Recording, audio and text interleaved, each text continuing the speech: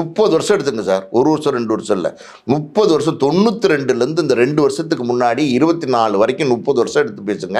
என்ன செஞ்சார் சார்? அவர் எல்லாத்தையும் சொல்லிட்டுலாம் செய்யலை, அவர் செஞ்சிருப்பார். அவருடைய உதவியாளர் பிஆர்ஓ அந்த பிடி செல்வகுமார் சொல்லியிருக்கார் பார்த்தீங்களா? அவரோட சேர்ந்து நான் பண்ண பாவத்துக்கு பிராயச்சித்தம் தேடிக்கிட்டு இருக்கேன்னார்.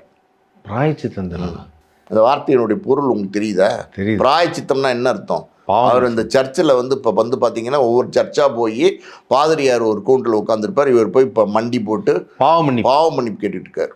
நீங்கள் போனீங்கன்னா இப்போ பிடி செல்வகுமார் பாவ மன்னிப்பு கேட்டுட்டு இருக்காரு. எல்லா பக்கமும் பார்க்கலாம் சர்ச்சில். ஏன்னா இவரோடு சேர்ந்து பண்ண பாவம் அவ்வளோ பாவம் இருக்கான். ஒரு சர்ச்சில் கேட்டால் பத்தாதான். ஒரு சர்ச் ஃபாதர்கிட்ட 30 வருஷ கதையை சொன்னால் அந்த சர்ச் ஃபாதர் என்ன ஆகுறது? அதனால் ஒவ்வொரு சர்ச்சாக போய் 6 மாதமாக சொல்லிட்டு இருக்காரு. 60 சர்ச்சுக்கு போயிருக்காரு. பிரித்து சொல்கிறார். ஏன்னா எல்லா பாவங்களையும் ஒரே பாதிரியார்கிட்ட இறக்கி வச்சிங்கன்னா பாதிரியார் என்ன ஆகுறது? பாவம். அவர் பாவம் இல்லை, அவர் யார்கிட்ட போய் பாவ மன்னிப்பு கேட்க வேண்டியிருக்கும். எனக்கு ரொம்ப ஹெவியாக இருக்குது அப்படின்னு சார். ஆனால் இப்போ இந்த இதில் சமீபத்தில் ராஜ்மோகன் சொல்லியிருக்காப்புல,